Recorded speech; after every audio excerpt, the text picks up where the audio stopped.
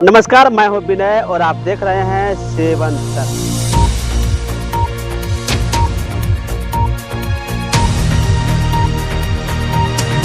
आपके गांव में आए हैं, रास्ता में अगर 100 को बच्चा मिला है, आधे से ज्यादा आपके बच्चों के शरीर पर शुद्ध कपड़ा नहीं है।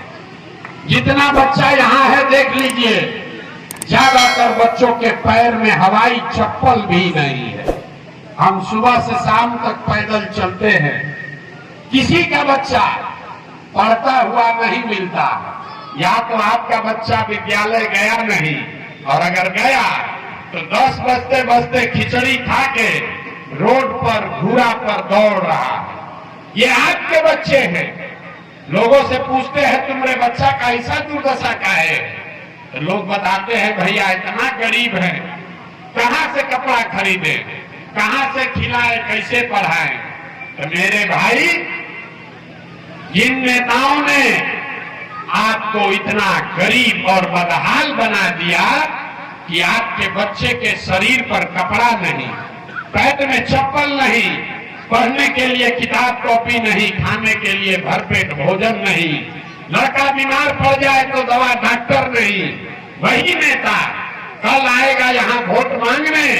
तो जितना लोग हाथ उठाए थे, ज्यादातर आदमी जाति के नाम पर 500 रुपया के लालच में मुर्गा भात खाकर लालू के डर से मोदी और मोदी के डर से लालू कहकर उसी नेता को जाकर वोट दबाइएगा। और यहाँ कह दिए कि बच्चा के लिए चिंता है। अरे अपने बच्चों के नाम पर झूठ बोल रहे हो, तो आप नहीं भोगोगे तो कौन भोगेगा? कौन भोगेगा? हम कोई मीठा बात नहीं बोलते हैं। आप आए हैं हमको सुन लें। ये सुनकर कि कौन आदमी है 2 साल से पैदल चल रहा, कोई खड़ा होके बोल रहा है कि प्रशांत किशोर विकल्प देंगे, भैया आप बिहार को सुधारिए, आप आगे आगे चलिए, हम लोग सब आपका मदद करेंगे। हम आपको हाथ जोड़ कह रहे हैं, हमको आपका साथ नहीं चाहिए, आप हमारा साथ कर दीजिएगा। आप वो लोग हैं जो अपने बच्चों के साथ नहीं खड़े हुए, आप प्रशांत किशोर के साथ खड़ा होइएगा। अरे हम 2 बरस पैदल चले कि 20 बरस पैदल चल दें, आपको सुधरना नहीं है।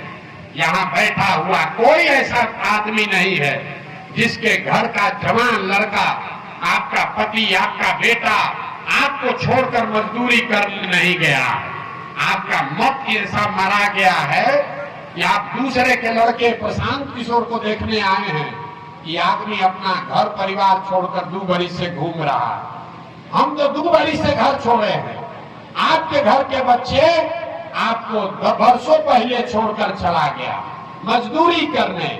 जो गया है बाहर मजदूरी करने, छोटा छोटा कमरा में 4 को 5 को लड़का रखता है, 10 घंटा 12 घंटा वहां अपना शरीर गलाता है, पेट काटता है कि घरे 6,000 8,000 भेजेंगे तो बाल बच्चा परिवार खाएगा। और यहाँ बैठे हुए लोगों से पूछिए वोट काहे दिए थे, कहता है पुलवामा हो गया, मोदी जी को देख के दे दिए, मंदिर बना इसलिए दे दिए, हमारा जात वाला खड़ा था इसलिए दे दिए, 500 रुपया लेके वोट बेच दिया। तो आपका सवाल नहीं भोगेगा तो कौन भोगेगा? जो आदमी आपका पति, आपका बेटा, भाई भतीजा अपना जीवन खपा रहा है, वो आदमी अगर बीमार पड़ जाए आप छटपटा के रह जाइएगा, उसको देख नहीं सकते हैं। वो आदमी अपना जीवन खपा रहा है आपको पेट भरे इसके लिए। और जिस दिन आपको राजा बनाने का समय आता है तो आपको अपने पति का चेहरा नहीं दिखता है, अपने बेटे का कष्ट नहीं दिखता है, आपको जात दिखता है, आपको हिंदू मुसलमान दिखता है, आपको 500 रुपया दिखता है, आपको मुर्गा भात दिखता है। तो आप नहीं भोगिएगा तो कौन भोगेगा? यही बताने आए हैं, क्योंकि यहाँ के लोगों को सुधरना नहीं। 5 बरस बैठ के आप रोते हैं, ये भैया नाली गली नहीं है, ये भैया बड़ा भ्रष्टाचार है, ये भैया पढ़ाई नहीं है, रोजगार नहीं है। अब फिर वोट होगा तो उसी नेता को जाके फिर वोट दीजिएगा। कह रहे हैं कि विकल्प नहीं। गांव में जाते हैं, एगो मुखिया बैठे हैं यहाँ, गांव में हम गए, 5000 गांव में देखिए लोगों का दुर्दशा। कहता है भैया बिहार में बड़ा भ्रष्टाचार है, मुखिया जी लोग नाली गली में मार रहे हैं, विधायक जी तो कोई काम नहीं करते, राशन कार्ड बनाने में 2000-2500 घूस लग रहा, इंदिरा आवास मिलिए नहीं रहा, मिलेगा तो कम से कम 20,000 घूस लगेगा, दाखिल खारिज कराने में 10,000 के बिना उपाय नहीं है। तो जितना आदमी को लगता है कि बिहार में भ्रष्टाचार है, याद कीजिए 3 वर्ष पहले वोट हुआ मुखिया जी लोग का, जब मुखिया का चुनाव था तो जाति के नाम पर मुर्गा भात खाकर वोट दिए आ, 500 रुपया लेकर वोट बेचे आ, 2 गो पाउच पीकर वोट दिए आ, तो आपका मुखिया विधायक चोर नहीं होगा तो हरिश्चंद्र होगा। अरे बिहार के आदमी का तो इतना दुर्दशा है, उसको चोरी भी नहीं करने आता, चोरी भी नहीं करने आ रहा।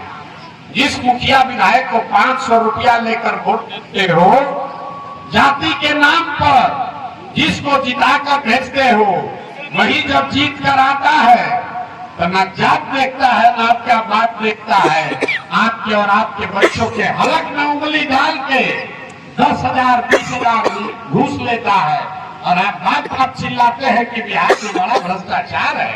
बाप रे बाप। अरे भाई, जिस दिन 500 रुपया लेके वोट बेचे थे तो भ्रष्टाचार नहीं दिख रहा था। आपका औकात है 500 का तो 500 चोरी किए, मुखिया का औकात 5,000 है तो 5,000 चोरा रहा है, विधायक सांसद का 5 लाख का औकात है तो 5 लाख चोरा रहा है। जब समाजे चोर है तो नेता ईमानदार कहां से पैदा होगा, आप बताइए। जो आता है सोच रहा है कि हम लूट के अपना घर भर लें और पूरा बिहार ईमानदार हो जाए, नहीं हो सकता। अगर समाज चोर है तो नेता ईमानदार, तो भ्रष्टाचार नहीं दिख रहा था। आपका औकात है 500 का तो 500 चोरी किए, मुखिया का औकात 5,000 है तो 5,000 चोरा रहा है, विधायक सांसद का 5 लाख का औकात है तो 5 लाख चोरा रहा है। जब समाजे चोर है तो नेता ईमानदार कहां से पैदा होगा, आप बताइए। जो आता है सोच रहा है कि हम लूट के अपना घर भर लें और पूरा बिहार ईमानदार हो जाए, नहीं हो सकता। अगर समाज चोर है तो नेता ईमानदार नहीं हो सकता है, यही बताने आए। अब आप तो सुधरने से रहे, इसलिए अब आपको एक मंत्र सिखाएंगे।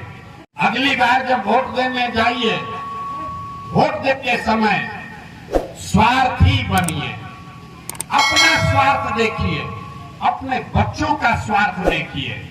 नेता लोग आकर कहेगा सब लोग देश के लिए वोट दो, कोई कहता है अपने जात वाले को जिताना है इसलिए वोट दो, कोई कहेगा मंदिर बनवा दिए इसलिए वोट दो, कोई कहेगा नाली गली ठीक करवाए हैं इसलिए वोट दो, कोई कहेगा लालू को रोकना है इसलिए वोट दो, कोई कहेगा नीतीश को हराना है इसलिए वोट दो।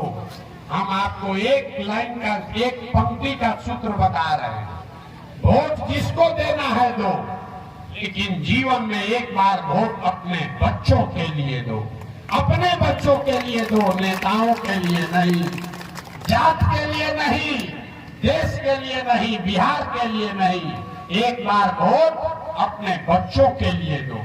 ज्यादा आदमी को बुझाना नहीं, कहता है बच्चा के लिए वोट देने से क्या होगा, हम बताते हैं क्या होगा। आप मोदी का चेहरा देखकर वोट दिए तो चाय बेचने वाले मोदी देश के राजा हो गए। आप लालू का चेहरा देखकर वोट दिए तो भैंस चराने वाले लालू यादव 30 वर्ष से बिहार के राजा आ गए। आप नीतीश का चेहरा देखकर वोट दिए तो वैद्य के लड़का नीतीश कुमार 20 वर्ष से पूरा बिहार पर शासन कर रहे हैं। एक बार मेरा सलाह मानिए, लोग कहता है हमने जिसको सलाह दिया वो राजा हो गया।